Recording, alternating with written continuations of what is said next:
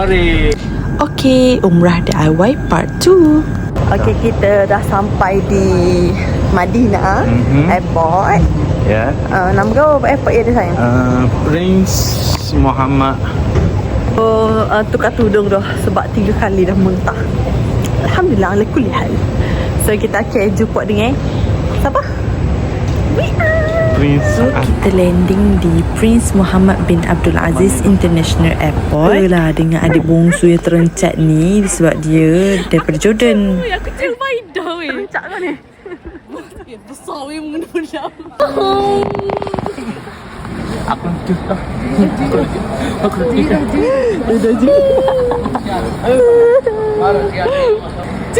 You bakal terus dengan aku. Pergi umrah hari tu masa bulan 7 Julai.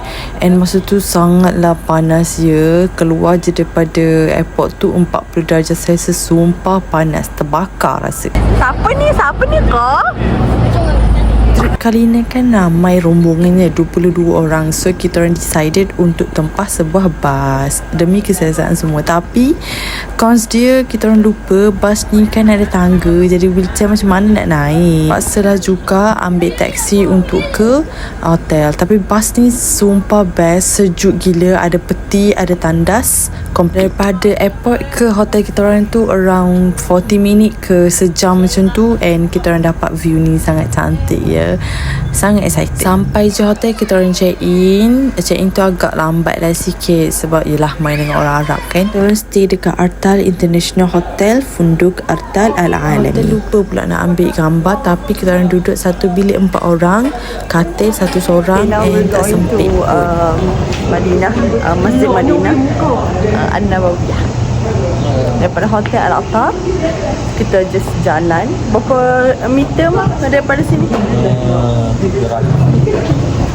Daripada hotel Artal 300 meter sahaja. So daripada sini pun tubik keluar, lepas tu kiri, lepas tu straight Masjid Nabawi. Okay, kita keluar ni kita punya hotel. Tepi ni semua kedai-kedai.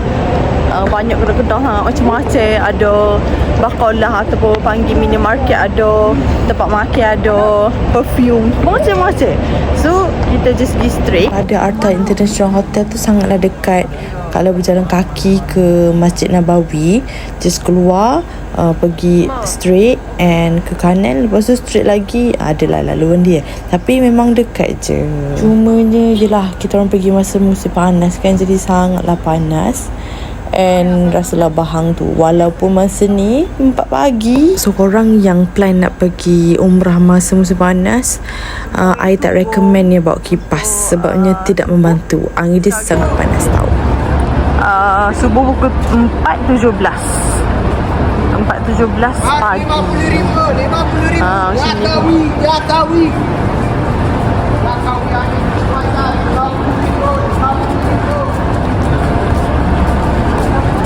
Frame lah. Aduh.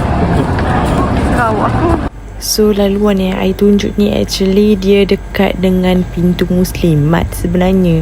Jadi kalau untuk muslimat korang nak masuk, better guna jalan ni lah. Sebab pintu ni pintu straight terus masuk ke tempat muslimat. Kalau muslimin lelaki boleh ke kanan lagi macam tu. Tapi kalau korang nak ke Raudah, kalau Raudah jauh sikit lah, dia ke belakang sikit. Tu nanti untuk next video lah ya.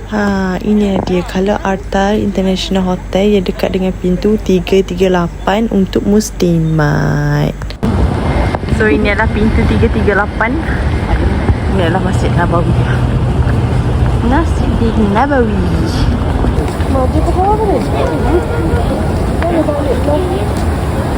Janji kau balik tu. This is welcome. Masjid dapat ni. Oh lupa, korang kipas tak payah bawa. Tapi kalau kipas yang jenis keluarkan air, itu sangat recommend. Sebabnya kalau bawa kipas saja angin panas ya. Sekejap. The feeling kena kipas, ambil ketika kipas. Okay. Kau ni. Sebab kita kena berebut tempat. Kita kena berlawai dengan berapa ribu orang kat sini. Open.